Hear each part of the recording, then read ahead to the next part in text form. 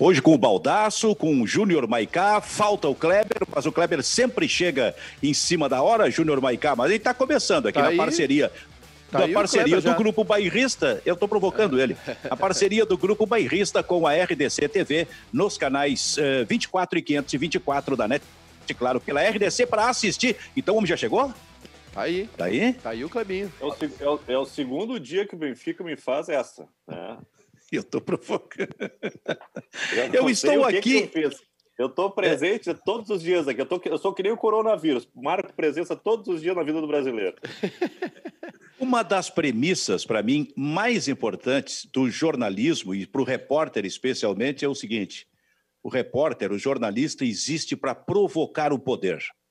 Então é isso que eu estou exercitando aqui no programa. Não, mas eu não tenho poder nenhum, Silvio. A gente sente falta. Eu não mando nem em casa. O Baldasso, ele já teve muito poder, depois foi caindo. Outros entraram, outros substituíram. Foi isso, Baldasso? É verdade. Em outros tempos, a provocação ao Kleber poderia causar impacto em todo o estado do Rio Grande do Sul. Mas tudo bem, as coisas mudaram. O mundo anda, não é, Kleber? Até parece. O que tu tá rindo, Maicá? Não, tô acompanhando aqui. Eu acho que o Silvio sente falta do Kleber na resenha, né? Pré-programa, né? Que é sempre muito boa. Coisa, Benfica. Em 1996, eu tinha agendado uma entrevista de estágio na Rádio Gaúcha, né? Para entrar na Rádio Gaúcha. A entrevista era numa segunda-feira. E na própria segunda-feira eu fui admitido, em maio de 96, como estagiário da Rádio Gaúcha. No sábado anterior, eu estava vendo TV e naquela época, na transmissão do Campeonato Gaúcho, no intervalo do jogo na TV, na RBS TV, entrava o Kleber Grabowska. Ele fazia na TV o intervalo da transmissão. Então, eu olhava o Kleber Grabowska e eu pensava, será que eu vou encontrar esse cara segunda-feira, quando eu vou lá na Rádio Gaúcha? Meu Deus do céu, que nervosismo. E eu cheguei segunda-feira e foi ele que me recebeu para fazer a entrevista comigo. Senhora, eu tremia como vara verde quando vi o Kleber Grabowska. Ah, e no dia seguinte estava tudo bem? Depois o Fabiano tomou conta da rádio. Foi. Olha aqui, ó, nenhuma alusão a essa história, mas eu lembrei de uma envolvendo o nosso grande Lauro Quadros. O Lauro Quadros, do tempo da Guaíba, da Rádio Guaíba, baixinho, como todos nós sabíamos, só que não tinha televisão, não tinha TV Guaíba, e o Lauro pouco aparecia na televisão, acho até que não aparecia. E com aquele vozeirão, uma das vozes mais bonitas, né, da história do jornalismo. E a Guaíba entrava muito forte no interior do estado, especialmente no Campeonato Gaúcho. Era uma loucura. E os integrantes da equipe de esportes da Rádio Guaíba, naquele momento, eram celebridades quando chegavam no interior do estado. E um dia, acho que foi o Grêmio foi jogar em Passo Fundo, uma partida pelo Campeonato Gaúcho. Lá estava escalado Lauro Quadros. E tinha um gauchão lá em Passo Fundo, o Lauro ficou sabendo disso, que era fã do Lauro, era enlouquecido pelo Lauro, mas não conhecia, só ouvia a voz. Bom, aí é o seguinte, chegou o dia do jogo, domingo à tarde, me aparece a equipe da Guaíba e o gauchão está aí esperando para dar um abraço no grande Lauro Quadros. Aí alguém apresentou, que já estava falando com o gauchão, olha, isso aqui é o Lauro Quadros. O cara, numa decepção, olhou pro Lauro e disse o seguinte, o quê? Esta bosta que é o Lauro Quadros?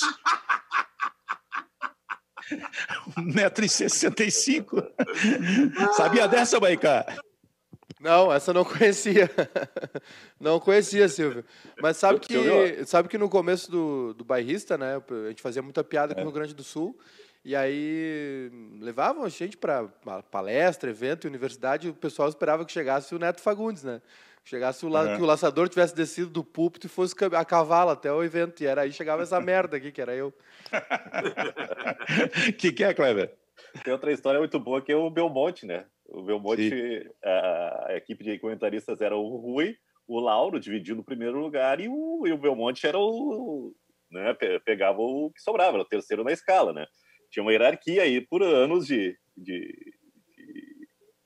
qualidade no trabalho de comentarista, né? E o Marco Antônio conta essa história, que sempre sobrava o pior jogo para o Belmonte. Daí foram fazer um daqueles jogos do domingo, né? A famosa equipe Cocô. Aí foram com a veraneio para um dos jogos do interior, acho que Santa Cruz, não me lembro onde é que era o lugar, e desembarcou a equipe da Gaúcha, e o cara disse: "Ah, meu moço, tu tá muito bem, acompanhe teus comentários, tu tá matando a pauta muito bem no Jornal do Almoço, e bababá, bababá." E o cara ficou enchendo a bola do Belmonte gostou, né? E disse: "Ó, pra vocês dizem que eu só faço jogo cocô, eu tenho cartaz, eu continuo sendo top, não sei o quê, bababá." E o cara, no intervalo, foi pra frente da cabine e fazia positivo, ó, matando a pau, não sei o quê. Aí termina o jogo, né? Recolhe equipamento, enquanto a técnica recolhe o equipamento, e o cara fica puxando o papo com o Belmonte, enchendo a bola do Belmonte, não sei o quê. "Ah, Belmonte, tu é o melhor de todos, acompanha todos os teus comentários", aquela coisa toda, né? "Me dá um autógrafo, deixa eu tirar uma foto, se tivesse um iPhone, tirava uma selfie." Aí terminou, daí a hora de estar, tchau. "São Belmonte, manda um abraço pro teu irmão, o Lupe." E passou o tempo confundindo o Belmonte com o Lazer. Olha aqui, ó. A primeira equipe cocô da Gaúcha foi em 1984, formada por Pedro Ernesto, narrador, e Silvio Benfica, de repórter. Esse programa tá, então tá meio escatológico, esse programa hoje, hein? Nós fazíamos tudo que era jogo ruim. E não tinha comentarista, eu tinha que ficar enchendo linguiça no intervalo do jogo. E aí a gente foi fazer um... Isso é um selo de qualidade cocô. A gente foi fazer um jogo em Rio Grande, tá? Aí era o Pedro, né, da equipe cocô, o Braguinha, que era o nosso operador, Carlos Alberto Braga, e o motorista, eu estou tentando lembrar que era o nosso motorista, nós somos de... Não, era antes dele. Nós fomos um que conversava muito. A gente foi fazer de Fusca esse jogo em Rio Grande. Inverno danado. 0 grau de temperatura. Na volta de Rio Grande, de madrugada, um inverno, um frio danado. Quando a gente chega ali em Guaíba, antes de atravessar a ponte para pegar Porto Alegre, estoura o para-brisa dianteiro. Cara, aí era um frio terrível potencializado entrando. Eu e o Pedro, a gente estava no banco de trás. Eu entrei para baixo de um pala que o Pedro tinha. Eu não sei como é que o Braguinha, que estava no banco da frente, aguentou, mas ele também se agasalhou de alguma forma. Só que o motorista não podia, cara. E o motorista dirigiu uma meia hora, mais ou menos, com aquele vento, aquele frio entrando. Cara, isso era uma madrugada de um inverno terrível. É uma das peripécias aí da equipe cocô. Que loucura. Eu fui rei das equipes cocô, né? Eu passei várias gerações de equipe cocô como repórter lá, mas tudo bem. Ô, Baldassó. Olha aqui. Desculpa, fala, Silvio, fala. Não, só vou dizer que depois de tanta escatologia, nós podemos ser tirados do ar, né? Porque as redes sociais estão tirando o pessoal do ar aí, pelo menos algumas publicações. Ainda bem que já passou um pouquinho da hora do almoço. O que tu ia dizer, Maicá? Não, eu ia dizer, eu ia sugerir pro Baldasso, como qualquer outra hora, né, que a gente voltar nesse assunto aí, ele contar essa história da viagem dele pra Noruega. Cara, assim, ó, primeiro que eu tenho mágoa com isso até hoje, tá? Porque eu era o setorista do Inter na Rádio Gaúcha, modéstia à parte, eu dava muita notícia do Inter, há 3, 4 anos só fazia. Eu acompanhei como repórter, setorista do Inter, toda aquela virada do Inter. E em 2006, o Inter decidindo a Libertadores da América, bom, agora vamos lá, vamos acompanhar o Inter decidindo a Libertadores. E a Rádio Gaúcha me mandou para Noruega no dia da decisão do Inter na Libertadores de 2006. Eu estava na Noruega, imagina meu nervosismo. E dessa história, o que eu trago de mais legal assim, é o seguinte, tirando a minha mágoa de não ter acompanhado o Inter de perto, no hotel, era a estreia do Dunga como técnico da seleção brasileira. O Brasil empatou com a Noruega em 1-1 lá na Noruega, em Oslo, no mesmo dia da decisão do Inter. E a gente conseguiu lá um pay-per-view para acompanhar o jogo do Internacional, não sei de que forma, eu e o Flávio Dalpisol, da Rádio Guaíba. Mas o mais interessante foi o seguinte, quando eu cheguei lá, o Falcão era o técnico, era o comentarista da Rede Globo. O Falcão estava no mesmo hotel que eu para ser o comentarista. E aí eu olhava para o Falcão e eu pensava assim, o que esse cara deve estar pensando, né? Porque se o Inter ganhar hoje o título da América, não é que diminua a importância dele na história do Inter, é que até então O Inter reverenciado, mesmo tendo passado 2, 3 décadas, era o Inter da década de 70 ainda, porque o Inter não tinha ganho mais nada de importante. Então eu tinha muita curiosidade em saber que tipo de reação o Falcão teria. O Falcão estaria realmente torcendo para o Internacional ou o Falcão poderia estar secando para ele continuar sendo maioral? Pois, cara, eu vou te dizer uma coisa. O Falcão estava absolutamente nervoso. Ele passava no saguão do hotel caminhando o dia inteiro. E ele, como identificava nós como os repórteres do Rio Grande do Sul, ele nos perguntava a cada 30 segundos como é que está lá em Porto Alegre. O que está acontecendo em Porto Alegre? Será que nós vamos ganhar? Então, ali, eu respeitei ainda mais o Falcão. Não importava para ele que o Internacional fosse ter novos ídolos do tamanho dele se ganhasse a Libertadores da América. Ele era torcendo para o Inter mesmo. E eu estava puto porque eu não estava acompanhando o Inter de perto. E o Internacional estava sendo em Porto Alegre campeão da Libertadores da América. A propósito, tema de casa. Provocação para Fabiano Baldassi e Júnior Maicá, viu, Kleber Grabowska? Opa, depois o Kleber, do alto da sua compreensão, do alto do seu equilíbrio, vai comentar isso aí. Tema de casa, Júnior Maicá e Fabiano Baldasso. Baldasso, afinal, o Grêmio tem Mundial? Bom, hoje é 1º de abril, né? Se hoje é 1º de abril, o Grêmio tem Mundial. Benfica, eu tenho uma opinião muito, muito clara em relação a isso, tá? O Grêmio, até o ano 2000, nós tínhamos um confronto que era organizado pela UEFA e pela Conmebol. Não era referenciado pela FIFA. Nós tínhamos um confronto entre o campeão da América e o campeão da Europa, envolvendo 2 continentes. Enquanto não existia outra coisa, este título era comemorado por quem ganhava como um título mundial. Só que em 2000, a FIFA passou a administrar e referenciar esta competição e colocar representantes de todos os continentes. Aí sim, nós passamos a ter uma competição justa que realmente avalizava ou não o campeão mundial de verdade. Então, para mim, o Milan, se tu for lá na sede do Milan, tem lá em cima escrito: o Milan foi campeão intercontinental de tal ano, tal ano e tal ano. E tem também, e foi campeão mundial de tal ano. A partir do ano 2000, nós tivemos verdadeiramente a decisão de um título mundial, com a participação de todos os continentes. Antes disso, era intercontinental. Portanto, o Inter é campeão do mundo e o Grêmio não. Muito bem, vamos ver a outra parte. Responda aí, Maicá.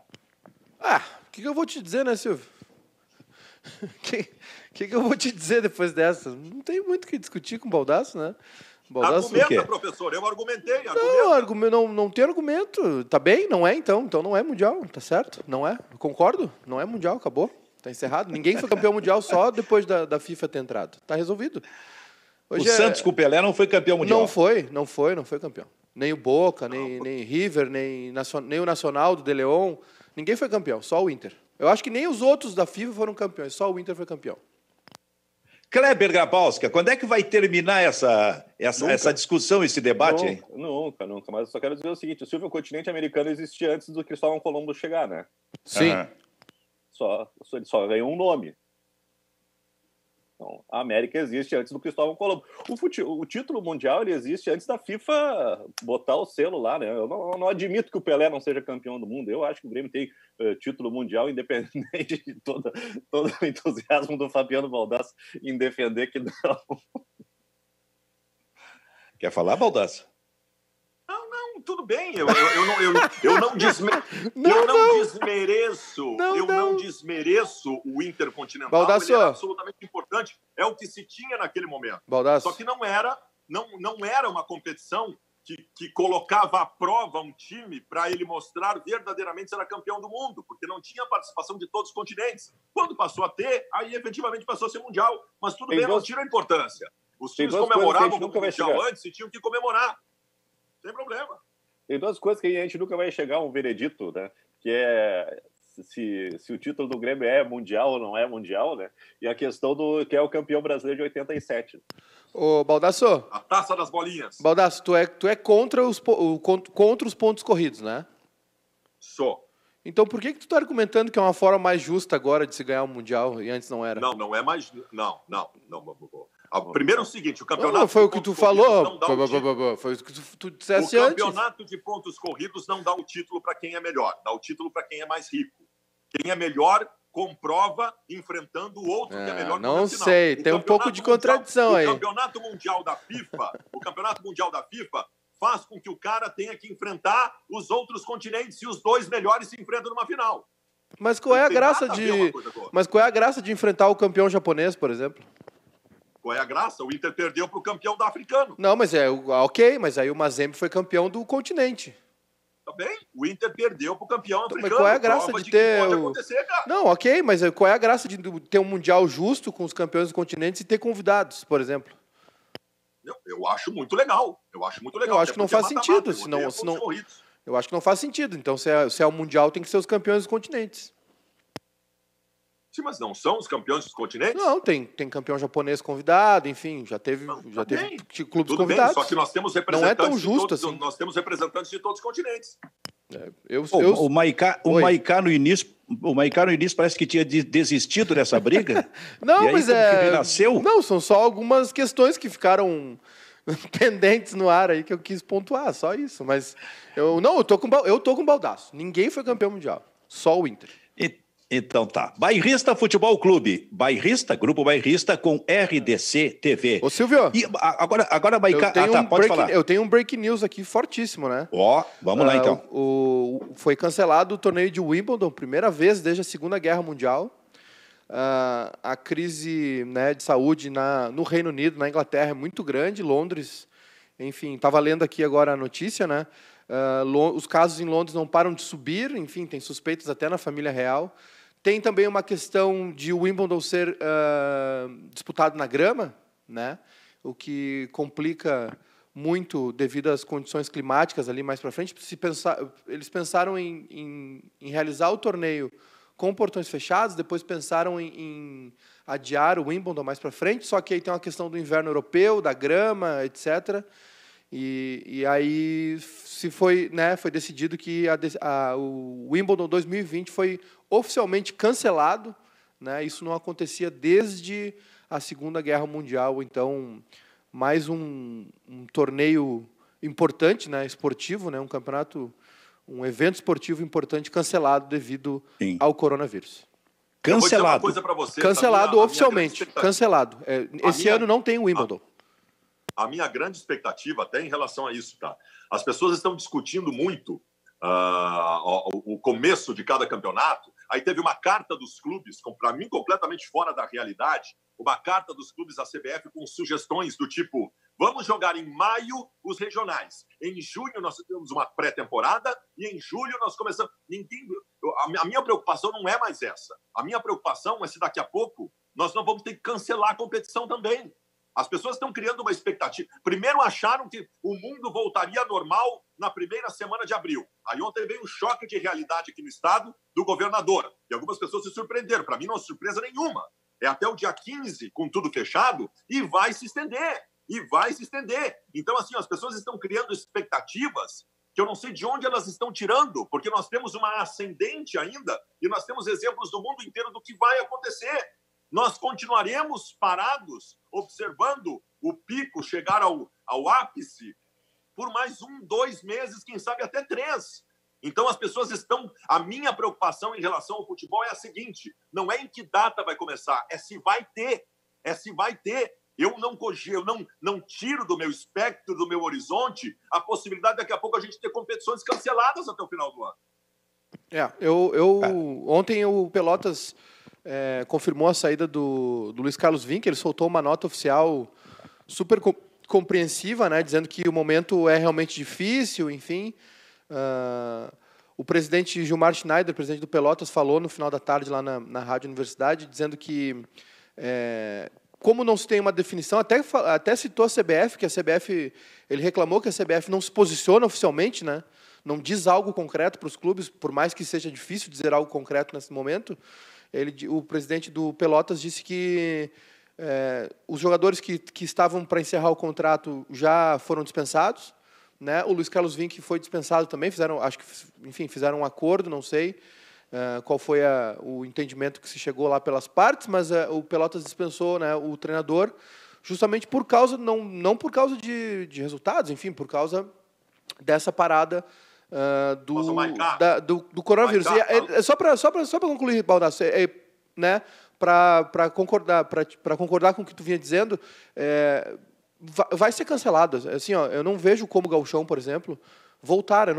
O presidente do Pelotas disse, olha, quando nós tivermos um calendário de novo, nós vamos ao mercado, vamos contratar jogadores, ou seja, o Pelotas vai jogar o Gauchão. O Pelotas só está sendo citado como exemplo aqui porque foi o assunto de ontem. Mas o Pelotas vai disputar o Gauchão com 2 plantéis, por exemplo, né? Que campeonato é esse? Enfim, eu não vejo como o Gauchão voltar. Eu sei que Grêmio e Inter querem a disputa, mas sinceramente, eu não vejo como, por exemplo, o Gauchão, os campeonatos estaduais retornarem nesse ano. A CBF, gente, a CBF está sendo omissa. A CBF é uma entidade que no ano passado teve a receita de 1 bilhão e 90 milhões de reais. A CBF, neste momento, ela precisa dar subsídios aos seus clubes afiliados. Algumas federações do mundo já estão dando exemplos em relação a isso. A Federação Espanhola está fazendo isso. O futebol brasileiro, tirando os grandes clubes, é um futebol pobre, um futebol que se vira para sobreviver. A CBF está sendo omissa. Eu não estou cobrando da CBF datas, porque ninguém sabe de datas. A CBF tem que passar, a partir de agora, a dar subsídios, a bancar pequenos clubes. É hora de ela abrir o bolso, porque ela também vai ter que ter prejuízo, mas ela precisa manter o futebol brasileiro vivo. Nós estamos falando da possibilidade de clubes fecharem nesta temporada, se ela não agir. Mas por que a CBF, como disse o Maicá, não se manifesta irritando os clubes do Brasil? Exatamente por isso, que a partir do momento em que ela começar a se manifestar oficialmente, ela sabe que começará a ser cobrada, né, por outro tipo de movimento que beneficia os clubes do Brasil, inclusive financeiro. Então, ela não quer correr esse risco. A CBF é um negócio impressionante, porque é uma empresa na prática, né? Porque ela trabalha visando lucro, e um lucro absolutamente extraordinário e que não chega aos clubes. Então, num momento como esse de grave crise, o que a CBF menos quer fazer é se manifestar oficialmente, porque a partir do momento em que se manifestar, ela sabe que será cobrada por intervenções dela nesta situação pelos clubes e inclusive financeira. Não, daqui desse cofre não vai sair nada. É a lei do menor esforço, né? A CBF se mantém quieta, se mantém em cima do muro, deixa que os clubes se debatam, né? Que chegam ao desgaste com os seus plantéis, que dispensem jogadores, né? E depois, quando a coisa estiver encaminhada ou quando não tiver mais solução, aí a CBF vai ver o que fazer. Acho que o futebol do interior, os clubes pequenos sofrem demais e os clubes grandes começam a se movimentar. Hoje eu estava lendo uma coluna do PVC no Globo Esporte que eu achei muito interessante, a divisão da elite brasileira em 4 grandes grupos, né? A Ilha da Fantasia, que pertence apenas ao Palmeiras e ao Flamengo, o Flamengo pela arrecadação milionária que teve na última temporada, né? Um clube que finalmente se organizou e ficou do tamanho da sua grandeza e da sua torcida, e o Palmeiras, que é a China do futebol, a China sem coronavírus, né? Que tem um patrocinador aí que despeja dinheiro a todo instante, mesmo que nessa temporada tenha dado uma segurada. Então, o Palmeiras e o Flamengo, eles se dizem assim, por enquanto, fora dessa crise, né? Eles não pensam em reduzir salário e negociar redução de salário com os jogadores. Depois tem o grupo dos clubes que já se movimentaram. Os 2 de Fortaleza, o Ceará e o Fortaleza, já conseguiram negociação com seus jogadores. Vai ter uma redução de 25% de salário de jogadores, parece que 10 ou 15 dos dirigentes. E o Atlético Mineiro anunciou no final de semana também redução de 25%, e o presidente, na segunda-feira, disse que quem não tiver de acordo pode pedir as contas e ir embora, porque vai ser assim, vai ser a maneira da gente tocar o clube. Tem a situação da dupla Grenal, que não sabe ainda para onde vai, mas vai precisar negociar, né? Vai estar segurando aí, eu não sei por quanto tempo. O Internacional tem uma dívida que vai crescendo de tempo em tempo, e o Internacional tem que encontrar isso, porque senão vai perder crédito e pode entrar numa situação mais complicada ainda. E o Grêmio, que tinha como objetivo breve, né, a compra da Arena, vai ter que postergar isso. Mas Grêmio e Internacional com certeza vão ter que entrar no rolo. E tem o último grupo, que é os clubes que não têm o que fazer, que não têm mais crédito, que atrasam salários, né? Principalmente o Vasco, Fluminense e Botafogo, que não tem crédito nem com o grupo para negociar, nem no mercado para buscar dinheiro. Para vocês terem uma ideia, no ano passado, em 2018, o Internacional terminou o ano com um déficit de 60 milhões de reais. Em 2019, o ano passado, o Internacional conseguiu reduzir esse déficit a 9 milhões de reais. E ainda vendeu o Nico Lopes na virada do ano e simplesmente zerou as contas. O Inter trabalhava neste ano, agora, 2020, com uma projeção de déficit de 11 milhões, 12 milhões de reais. Mas esta projeção passava, por exemplo, por adquirir 100 milhões de reais durante o ano com venda de jogadores. O que não é um valor absurdo. Só para você ter uma ideia, o Nico Lopes vendido já foi 50 milhões de reais. O ano passado, o Inter fez mais de 100 milhões de reais.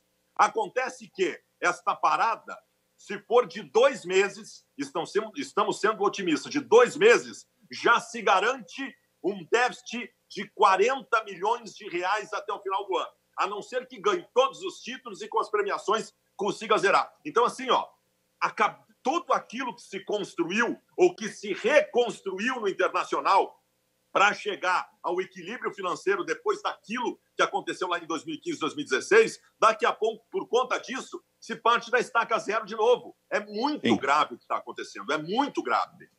A propósito, é o último ano do presidente Medeiros, né? Sim, tem eleição? Tem eleição no final do ano, né? Tem eleição no final do ano e no Internacional o que se tem como expectativa é que tenha uma chapa que adquira representantes de vários grupos e nesta chapa não se sabe quem encabeçaria como candidato a presidente. Se o Alessandro Barcelos, que hoje é o vice de futebol, ou o Alexandre Chaves Barcelos, que é o primeiro vice-presidente.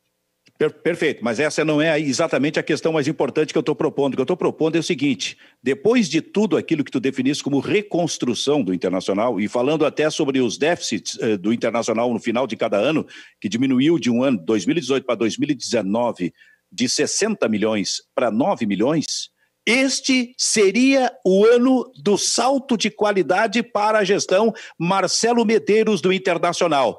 E pode, talvez até com a conquista de algum título, e pode, ao contrário disso, ser o ano da imensa frustração do atual presidente do Internacional, porque ele encerra o seu mandato no final do ano e não pode concorrer à reeleição. Mesmo que ele possa ter a consciência de que não foi culpa dele, porque a parada é que vai ocasionar um déficit grande, não tenha dúvida que seria uma frustração gigantesca. Porque a intenção dele era colocar tudo em dia depois do que aconteceu, e esse era o ano para efetivamente zerar a conta, transformar o Internacional num clube saudável e equilibrado financeiramente. E agora já não se sabe mais. Júnior Maicá, quero te ouvir, Maicá. Não, eu tenho algumas informações ainda sobre o Grêmio Inter, né, para agregar aí ao debate. Hoje, oficialmente, começam as férias dos jogadores, as férias coletivas, né, 1º de abril hoje, até o dia 20. O Grêmio Inter deram 20 dias de férias, assim como quase todos os clubes, né, brasileiros, deram 20 dias de férias para os seus jogadores. A princípio, o retorno das férias 20 de abril, mas a gente sabe muito bem que, né, muito provavelmente, infelizmente, né, até o dia 20 de abril, daqui 20 dias, nada vai estar resolvido, né? Nós estaremos ainda nesse período de isolamento e quarentena. E tem uma fala aqui do Klaus Câmara, que é o executivo de futebol do Grêmio, né? Ele deu uma entrevista, enfim, falou com... Eu não sei se foi uma entrevista ou se foi um texto que ele acabou escrevendo, mas defendendo o calendário europeu. Né? Para ele, o modelo atual não permite uma pré-temporada adequada, o modelo atual como a gente tem, né? de pré-temporada no início do ano. O modelo atual não permite uma pré-temporada adequada para os grandes clubes, nem prevê calendário cheio para os clubes menores. O acúmulo de jogos gera queda de rendimento no período crucial das decisões. Além disso, como as janelas de transferência ocorrem em períodos opostos aos dos principais mercados, ocorrem perdas de atletas importantes no meio da temporada e fica mais difícil fazer grandes vendas no momento da necessidade orçamentária. Caso o calendário brasileiro fosse adaptado ao europeu, com início em agosto e fim em maio, seria possível fazer menos jogos por temporada e permitir maior intervalo entre as partidas, principalmente nas fases decisivas. A unificação também permitiria uma pré-temporada condizente com as necessidades dos clubes, além de inserir os clubes menores no calendário nacional com jogos durante toda a temporada. Com a sincronização das janelas de transferência, as principais vendas ocorreriam no início da temporada, em julho e agosto. Assim, eles teriam valores mais expressivos, com mais facilidade de reposição e com o aumento da permanência dos grandes jogadores até o fim da temporada, o que também geraria aumento das receitas. É um texto do Klaus Câmara para o Globoesporte.com. Onde Afinal, é que eu assino? Tu assina, mas deixa eu ouvir. Em tudo que ele falou. Ele está absolutamente certo. Está concordando. Certo. Então, eu quero ouvir o Kleber falando a respeito desse assunto, porque essa é um assunto recorrente, né? Volta e meia, ele está realmente retornando em função de que muita gente pensa que o Brasil precisa se adaptar ao calendário europeu no que diz respeito ao futebol, hein, Kleber? Só que ele não pode ter o Brasil por essa série de campeonatos que tem aqui, né? E uma questão de logística também, o Brasil não consegue ter uma pré-temporada tão grande como tem os europeus, né? Os europeus têm tempo de colocar as grandes equipes, as grandes grifes na Ásia para faturar dinheiro e aproveitar o marketing que tem. Aqui no Brasil, a pré-temporada sempre é curtinha. E além dessa padronização, acho que a grande questão que eu vejo é que a gente vai ter uma sincronia em relação às janelas de negociação, né? Porque é muito chato tu começar um campeonato com um time, aí o time está empolgando, começa bem o campeonato brasileiro, vem um europeu lá com um monte de dinheiro, vai lá e tira o principal jogador, faz um desmonte na equipe, aí o campeonato recomeça e aquele que é o favorito, que tinha condições de lutar pelo título, fica meio que depenado, né? Eu acho que isso também é uma coisa legal para se pensar, né? Eu acho que há muito tempo a gente está debatendo essa questão da padronização do calendário mundial. Os argentinos já têm algo que funciona, né? Eu não gosto muito da fórmula do campeonato argentino, mas em termos de temporada é uma coisa que funciona. Eu acho que o Brasil também pode aproveitar esse gancho, só que está muito mais, nesse momento, os europeus se adequar ao campeonato brasileiro do que o brasileiro se adequar aos europeus. Mas qualquer sincronização, qualquer avanço nessa questão, acho que é benéfica para o futebol brasileiro. Então, que tal esse papo todos os dias, da 1 às 2, hein, no Bairrista Futebol Clube, falando de tudo, inclusive de futebol, e falando muito de futebol. Bairrista Futebol Clube, sempre aquela parceria do Grupo Bairrista com a RDC TV. Eu estou com um livro aqui à minha frente, vou ver se eu coloco aqui, porque a capa é uma caricatura. Vê se aparece aí, ô Maicá. Me fala aí se está aparecendo bem aí. Está aparecendo bem e eu tenho esse livro. Muito bem. Esse livro a caricatura é do Ayrton Ferreira da Silva. Ayrton Pavilhão, o zagueiro das multidões, do Celso Santana, onde ele conta as histórias do Ayrton Ferreira da Silva. Aliás, eu tive a chance, quando eu criei, Kleber, aquele projeto Estúdio B, de fazer uma entrevista com o Ayrton na casa do Ayrton, que morava perto do Estádio Olímpico. E o Ayrton já estava, inclusive, com dificuldade de locomoção naquela época. Mas está no YouTube a entrevista, ele falando muito sobre a carreira dele. O Ayrton foi o maior zagueiro formado no Rio Grande do Sul.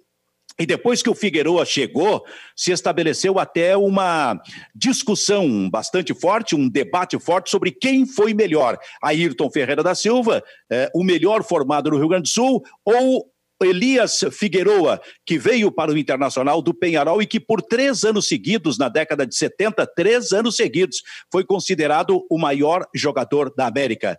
Mas o Ayrton, tecnicamente, era fabuloso e ele se notabilizou, Baldasso, Kleber e Maicá, por uma jogada que ele fazia quando estava defendendo e acossado pelo adversário, pressionado pelo adversário. Ele levava a bola para... O Ayrton era muito alto, hein?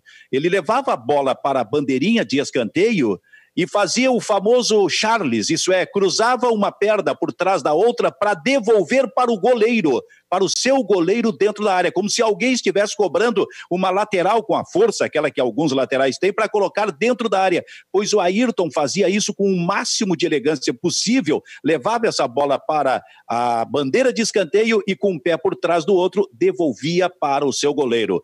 A propósito, isto talvez tenha lances como este, de extrema qualidade técnica do zagueiro Ayrton, talvez tenha tirado o Ayrton da Copa do Mundo de 1962, quando ele estava jogando no Santos. Ele fez isso no Santos. E a partir daí, porque ele até estava na seleção brasileira, ele perdeu espaço na seleção, perdeu a chance de ir na Copa de 1962. Mas o Ayrton jogou com o Pelé. E o Pelé sempre elogiava demais o zagueiro que apareceu fortemente na década de 50, fim da década de 50, até a metade da década de 60 no Grêmio. Ayrton Ferreira da Silva. Nesse livro aqui que tu tens também, então, Maicá, é isso, é? Tenho sim, Silvio. Eu me lembro que eu era meio... Agora faz tempo que eu não faço isso, mas eu era rato de... Ali, ó. Mais um que tem? Não. Achei que o Clebinho também tinha ele. Sim. É ali, ó. Também tem ali, ó. Eu era meio rato de Feira do Livro ali. Feira do Livro era um passeio obrigatório com a minha mãe, assim. E eu sempre gostei muito de passar ali e ficar futricando nas bancas, né? Principalmente nessas onde tu acha muita coisa antiga, assim, né? Então eu me lembro que eu comprei ali na Feira do Livro, achei ele numa banca... tinha alguns exemplares ainda. É um livro antigo, né? Não é um livro tão recente, enfim. Sim, é antigo. E eu tenho com muito orgulho. De quem o Ayrton Kleber? Quem escreveu esse livro? Celso Santana. Aliás, o livro ele é muito bem editado, né? Tem uma edição muito dinâmica, são textos curtos, né? Isso. Alguns tópicos, né? E meio que um almanaque a respeito do Ayrton. É um livro muito gostoso de ler. E a respeito dessa passagem do Ayrton pelo Santos, para mim, eu acho que talvez tenha sido a mancha na carreira do Ayrton, né? Porque era justamente o momento de consagração. O cara que sai do Rio Grande do Sul vai jogar no Santos do Pelé, né? Às vésperas da Copa, tem tudo para decolar, aí não deu certo no Santos. Não se adaptou lá, não gostaram do estilo do Ayrton, ele voltou para cá. A sorte do Grêmio, né? Que teve por mais algum tempo, acho que por mais 5 anos, eu acho, né? O Ayrton, ele e o Vieira saíram praticamente juntos do Grêmio, né? Foram multicampeões pelo Grêmio e acho que encerraram a carreira, possivelmente, se eu não estou enganado, no Cruzeiro de Porto Alegre. Ô, Baldasso, sabe que uma das coisas que mais me gratificou até hoje no jornalismo esportivo foi criar um projeto chamado Túnel do Tempo. Tu já estavas na rádio naquela época, né? Tava. Que eu levava ex-jogadores de futebol na pista. Se o Grêmio estava jogando, eu levava um ex-jogador de futebol. O Alcindo, que a gente falou ontem, o Joãozinho... De Tramandaí, eu trouxe Sérgio Moacir Torres Nunes, ex-técnico, mas especialmente ex-goleiro, chamado de A Majestade do Arco, pelo Grêmio nos anos 50. E no Inter, tu deu uma passada forte no rolo compressor, né? Eu juntei, por exemplo, Larry Pinto de Faria e Bodinho, uma das maiores duplas de atacante, os dois passeando, assim como acontecia com os jogadores do Grêmio, passeando pela pista atlética, dando a volta no estádio e sendo aplaudidos pelos jogadores. Levei o Valdomiro também. Não. Abigail não. Não. E passeando pela pista atlética e os jogadores, tanto do Grêmio como do Internacional, sendo aplaudidos pelas suas torcidas. Mas para mim o ponto máximo disso foi uma tarde de domingo num Grenal no Olímpico, Júnior Maicá, quando eu levei Ayrton Ferreira da Silva pelo lado do Grêmio e Elias Figueroa pelo lado do Internacional. Nossa. Os dois, estádio lotado, os dois maiores zagueiros da história do futebol gaúcho, juntos, cada um ao lado da sua torcida, e a gente fazendo, antes de começar o jogo, no pré-jornada, este movimento, lá naquele quadro que eu criei, que era o Túnel do Tempo. Foi, Maicá, um dos momentos, para mim, mais gratificantes do jornalismo. Sem dúvida, né, Silvio? Não tem como não se orgulhar disso, né? E falando desses grandes nomes... Primeiro, assim, eu lembro muito de ver o Ayrton Pavilhão ali na saída do Olímpico, né? Ele morava muito perto ali, realmente muito perto do Olímpico, então era comum a gente sair do estádio e ele tá ali sentado na varanda, abanando para o pessoal e tal. Isso era muito legal. E outra coisa que se perdeu, né? Os argentinos ainda têm isso, mas essa questão dos apelidos, né? Como é que tu citou agora a glória dos arcos? Como é que é? Sérgio Moacir Torres Nunes, A Majestade do Arco. A Majestade do Arco, Ayrton Pavilhão. Isso é uma coisa que os argentinos ainda têm, né?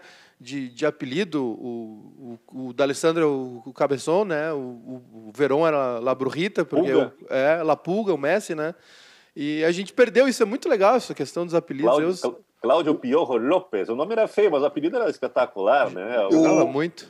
O Di Maria, o Ayrton Pavilhão, além dessa história fantástica, o Ayrton Pavilhão, esse apelido, essa alcunha se deu por conta da troca dele, se não me engano, que era do Força e Luz, por um pavilhão. Como é que foi essa história? Não, na verdade, isso foi, se não me engano, em 54 ou 53, o Grêmio se interessou pelo Ayrton Pavilhão. Pelo Ayrton Ferreira da Silva, e fez uma proposta ao time do Força e Luz que ele jogava. contrataria o jogador, daria alguma coisa em troca, parece que deu chuteiras até, alguma coisa assim, mas especialmente daria o pavilhão antigo do Estádio da Baixada, porque o Grêmio já estava indo, ou já estava no Estádio Olímpico, né? E então foi dado um pavilhão em troca do Ayrton Ferreira. Imagina isso, hoje não tem como, pois isso foi uma coisa genial que aconteceu na contratação. Eu sentei no Ayrton. Tu sentasse no Ayrton? Sim, já fui jogar bola com o Copa lá no campo do Forceluz e existia ainda. No fim, o campo do Forceluz foi vendido acho que pro Zafari, né? E foi desativado. Mas durante muito tempo, mesmo com o fechamento do Forceluz, as atividades do departamento de futebol, o campo serviu como Maracanã da Várzea, né? Que história, hein, Maiká? Eu queria te dizer, Benfica, que esse relato que tu deu, desse movimento que o Ayrton Ferreira da Silva fazia, de chegar, puxar a bola para a lateral do campo, na bandeira de escanteio.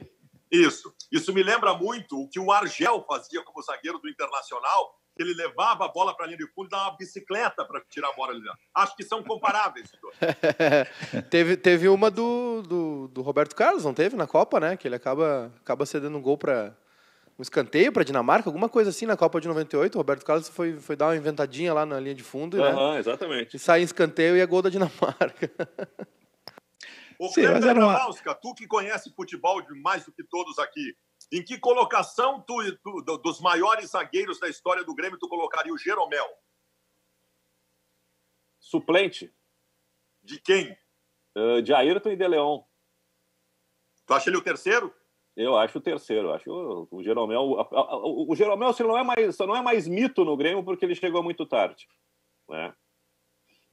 Porque teria aí Adilson e Mauro Galvão nessa história ainda, né? Eu sou muito fã do Mauro Galvão. O Mauro Galvão é um zagueiro que é referência no Internacional, no Botafogo, no Vasco e no Grêmio. Onde ele passou, ele entra na seleção.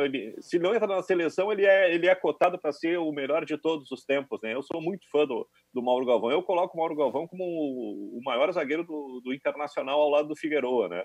Mas no Grêmio eu acho que o Ayrton pela qualidade técnica e o De Leon pela... O De Leon tá pro Grêmio, né? Como o Figueroa tá pro Internacional. O zagueiro que chega para comandar a casa e botar uma estrela de vencedor, né? É verdade. Mas o Adilson, para mim, jogou tanto no Grêmio quanto o De Leon. Aí tu tem que buscar um critério, como o Kleber está fazendo. Tu busca um critério, na minha opinião, para decidir qual foi o melhor, qual foi o mais importante. E eu fico, Baldasso, a imaginar o Jeromel naquele time em que o Adilson jogou, no time de 95 e 96. Evidente que o Rivarola seria reserva. Aí nós teríamos Jeromel e Adilson lado a lado. Agora, o Baldasso tem razão ao fazer essa provocação, porque o Jeromel dos tempos atuais é um dos maiores zagueiros da história do Grêmio, Maiká. Eu acho também. Eu tenho um problema que eu não vi, né, muito... Eu não vi o De Leon no Grêmio, não vi o Pavilhão também. A minha memória futebolística, assim, começa em 94, 3, assim. Então eu assisti muito, claro... o time de 95, né? E depois, claro, o YouTube também é uma coisa muito boa, a gente pode rever esses jogos. Por exemplo, eu fico apavorado com o Arce, né? O Arce, era impressionante a maneira como o Arce jogava. O Arce jogava do mesmo jeito que o Daniel Alves joga, né? Por dentro, né? Ele era quase um meia-direita, quase um ponteiro, assim. Então, e aí eu fico, claro, tem essa lembrança do Adilson, lembro muito, o Mauro Galvão foi incrível naquela Copa do Brasil em 2001, mas dos que eu vi jogar pelo Grêmio, assim, o Jeromel, para mim, é o melhor. Muito bem. Até queria, assim, se alguém puder, se estiver com tempo na quarentena, aí, não está no home office, né, não está trabalhando, eu queria que o pessoal pudesse rever aí o Grenal, né, esse último Grenal que tivemos da Libertadores, que, enfim, teve aquela pancadaria absurda lá, estúpida, mas que olhasse esse jogo e olhasse a atuação do Jeromel.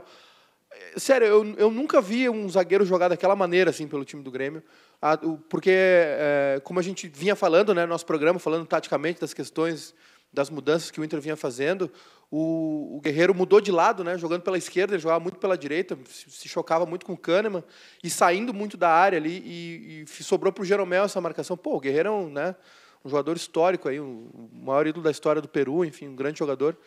Mas a atuação do Jeromel nessa partida foi assim, ó, eu não tenho o que dizer da atuação do Jeromel nesse jogo. Assim, ele foi realmente incrível, soberbo. Tu sabe? Uma jogada que é emblemática nesse Grenal, né? Que é um lance onde o Jeromel falha.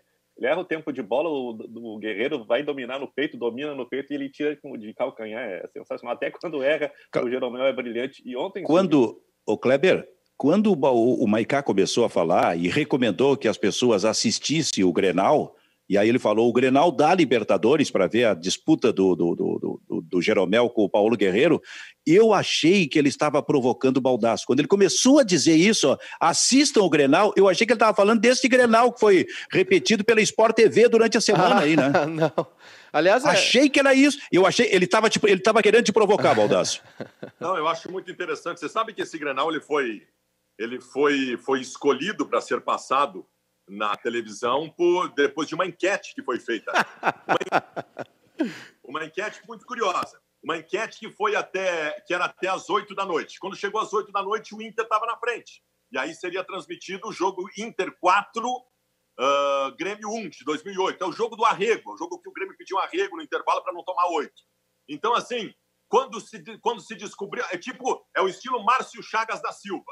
Quando se descobriu que o Inter tinha ganho às 8 da noite, estende a enquete até o Grêmio virar. Quando o Grêmio virou, eles encerraram a enquete. Aliás, muito curioso também que logo após o jogo esse Grenal que eles transmitiram, eles colocaram o Inter e Corinthians de 2005 numa clara provocação internacional. A ideia era provocar o Internacional. Na verdade, não era, Baldasso, só uma correção, era o Baú do Esporte com o Tinga, né? Com o Paulo César Tinga, contando a história da vida dele e também aquele, né, episódio, enfim. E não é só isso. Então, assim, e não é só isso, Fabiano. Aí terminou a noite, a última coisa que eu vi ontem foi Grêmio 3, Atlético Mineiro 1, na Copa do Brasil. Então, o dia perfeito ontem para Colorado assistir televisão. E aí, só para completar esse gancho do jogo da noite, o Grêmio está ganhando de 2-1, o Atlético dá uma pressão, desconta, acho que um gol do Prato no segundo tempo. Gabriel, aí o zagueiro Gabriel. Exatamente, Gabriel. Aí o lance de desafogo do Grêmio, o Jeromel domina, sai no corredor da direita, recebe na frente e faz um passe sob medida para o Everton fazer o 3-1 e liquidar não só o jogo, mas praticamente a Copa do Brasil.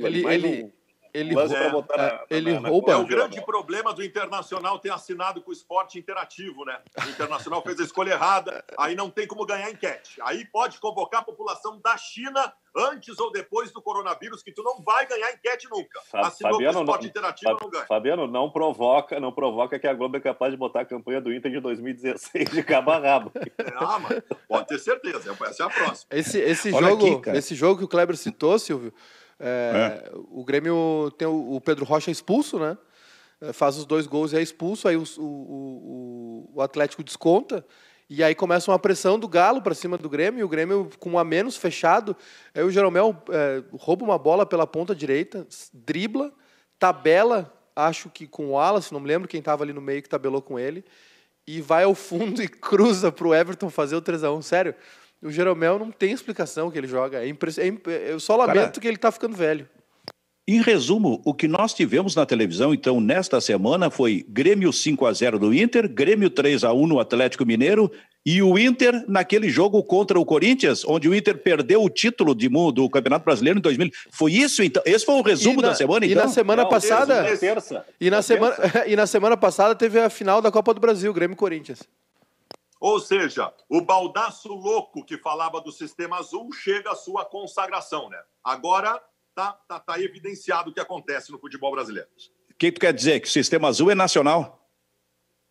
Existe uma perseguição sistemática de toda a imprensa do Brasil em relação ao internacional. E assim, ó, eu não abro isso nem mais para discussão. Eu não aceito opinião em contrário mais. Não aceito opinião em contrário. Porque está caracterizado, está comprovado, é quase matemático, é quase palpável. Essa aí é só mais uma prova. Então, assim, ó, quando tiver enquete que conclamem a torcida do Inter para votar, mandem a enquete para o raio que o parta. Calma. Não participe, não deem moral mais para essa gente que só quer colocar o Internacional para baixo. Falando em Inter, Silvio, ontem teve uma ação muito legal das mídias sociais do Inter com lives, né, no Instagram com jogadores. E a do D'Alessandro aqui tem um trecho que viralizou, tá rolando no Twitter, depois eu vou mandar o link para vocês. O D'Alessandro com uma camisa do Rubem Paz, da época, camisa original da época do Inter, né? O D'Alessandro é muito fã do Rubem Paz. E o Max Peixoto aqui, nosso fotógrafo, acabou de compartilhar esse trecho da live. no Twitter, onde ele mostra a camisa, né? Camisa do escudo antigo, bordado à mão, aquela coisa toda. Muito bonita a camisa, muito legal a ação que eles fizeram, que foi feita ontem pelo Inter. Aliás, o Inter, Maiká, o Inter está fazendo um movimento, o Departamento de Marketing e Mídia do Internacional está fazendo um movimento muito legal nesse período de parada. Tá muito legal. No que diz respeito a evidenciar o que os jogadores estão fazendo, colocar eles em contato com o torcedor. O Departamento de Marketing e Mídia do Inter só teve um deslize, quando usou o Carpinejar como referência. O Carpinejar, o Carpinejar nunca falou de futebol na vida. Aí no ano passado, quando o Inter perdeu, porque dava audiência, ele passou 2 semanas dando pau no Internacional, jogando o Internacional para baixo. Esse é o Colorado Carpinejar. E foi colocado pela mídia do Inter como um referencial para falar sobre o coronavírus e para as pessoas ficarem em casa. Tirando esse deslize, o Departamento de Marketing e Mídia do Internacional está impecável, fazendo um trabalho belíssimo, juntando o torcedor que está em casa com os seus ídolos que estão em suas casas. E o Inter também contratou o Eduardo, né, dos vídeos, das fotos. O Eduardo tinha feito um... Eu nunca sei pronunciar o sobrenome dele. Schemes, não sei como é que é direito o sobrenome dele. Ele já tinha feito um trabalho conosco aqui também. E é um guri, assim, é craque, né? O Inter elevou a régua aí na questão visual também, produção de conteúdo, de vídeos e fotos e tal. Contratou o Eduardo aí, que é... Enfim, eu não consigo... Eu não sei direito o sobrenome dele. É Eduardo... Em resumo. Schemes, S-C-H-E-M-E-S, né? É o rapaz em resumo. É o videomaker do Inter. O Inter tá de parabéns, tá muito legal mesmo. Em resumo, tu tivesse um funcionário aí que tu não sabe o sobrenome. Não é funcionário, não. Ele só foi Não, ele fez uma cobertura para nós aqui de um evento, não foi um funcionário. Mas eu acho que é Schemes que se pronuncia, né? Eduardo Schemes. Schemes. Ele é muito bom mesmo. Craque de foto e de vídeo. Deve ser da família do amigo Mário Schemes, o Kleber. E eu tô aqui para provocar. Diga, Kleber. Fazer um pedido para o pessoal do Globo.com, tem uns passatempos muito legal aqui, um quiz, né? E o de hoje é para colocar em 7 minutos os 3 maiores artilheiros de cada clube da Série A do Campeonato Brasileiro. Só que no Grêmio eles estão colocando Tarcísio, aí não dá para acertar, é Tarcísio. Então, se o pessoal puder como corrigir, é Tarciso. Cara, mas... E do Atlético Mineiro, eles não estão aceitando Dario, tem que colocar Dadá Maravilha. Aí eu não vou conseguir acertar. Ô Kleber, isso aí para mim é uma falta de respeito. Isso aí para mim é aquele negócio assim, o jornalismo começou a partir de hoje. Eu entrei, então começou hoje o jornalismo. É uma falta de respeito. Tarciso, cara, campeão mundial pelo Grêmio. Aí tu colocas Tarcísio. Estão brincando, é brincadeira. Bom, mas nós temos tempo aí para alguma informação, alguma sugestão, alguém que enverede pelos caminhos. Olha esse time aqui. Temos 3 minutos. Temos 3 minutos. 3 minutos. Mostra o time, Kleber. Olha esse time aqui. Opa. Coloca aí. 98, né? Ou 9? 99. 9. Eu não tô vendo. Eu estou vendo só pela televisão aqui agora. É um pôster do Grêmio 99. O time do Grêmio, olha, eu acho que isso aqui é resquício da ISL, que não deu certo. Danley... Não, é pré-ISL, Clebinho. É pré? Então, Danley, Rodrigo Costa... É a transição ali, quando o Kaká assume como presidente, né, 98, 99, a ISL é 2000, se não me engano. 99, isso. O Grêmio foi campeão da Copa Sul. Sim. Isso. Então, Darley, Rodrigo Costa, Chaide, Fabinho, Djair e Éder, Ronaldinho, Rodrigo Grau, Aguinaldo, Luiz Carlos Goiano e Itaqui. Tu tira o Goiano, o Chaide e o Darley, dá para dizer que o Ronaldinho levava o time nas costas, né? Ele estava surgindo aí, 99 foi o ano que ele se firmou no Grêmio. Ia falar, Maiká? Que eu queria dizer, essa live que citou ontem, que citou o Maiká há pouco, em determinado momento ontem, o D'Alessandro conduziu uma live no Instagram do Inter e colocou na conversa em vídeo o Tyson. E aí surgiram 2 coisas importantes. Primeiro, o Tyson pediu para o D'Alessandro não encerrar a carreira porque ele quer voltar e quer jogar com o D'Alessandro ainda. E o D'Alessandro deixou em aberto. O D'Alessandro deixou em aberto o ano que vem ainda jogar futebol, não encerrar a carreira no final do ano. Assim como o Tyson deixou claro que se no final do ano quiserem assinar um pré-contrato com ele, porque o contrato dele termina na metade do ano que vem, podem assinar porque ele quer voltar. A frase do Tyson é assim: ainda não penso em parar, tenho mais umas coisinhas para conquistar no Brasil. Quero voltar, o meu sonho era voltar e poder jogar contigo, né? Falando para o D'Alessandro. de um jeito ou de outro, tu vai ter que me esperar. Logo, logo a gente vai realizar esse sonho. Semana passada o D'Alessandro deu uma entrevista para uma rádio argentina, né? E disse que não descarta a possibilidade de fazer uma temporada ainda nos Estados Unidos. Agora, entre esperar o Tyson e o futebol norte-americano, o D'Alessandro vai ter que decidir aí. Essa história do Tyson ainda vai seguir por um bom tempo sobre a possibilidade da volta para o Internacional. Júnior Maicá, no encerramento do programa, todos os dias eu estou lembrando aqui do Grenal. O bairrista tem Grenal Baldasso no próximo domingo. Diz para ele aí, Maicá. Nós vamos terminar, a nossa Supercopa está rolando, né? São 3 jogos por dia, até sábado. No domingo tem um Grenal, né? Agora a gente vai baixar de 16 para... Não, para 32, 16, vamos para as oitavas, para os 8 classificados. Não, me perdi. Sou ruim de número. Mas tem Grenal domingo. Não, ninguém joga. A gente coloca para jogar automático aí. E nós estamos fazendo o seguinte, ó.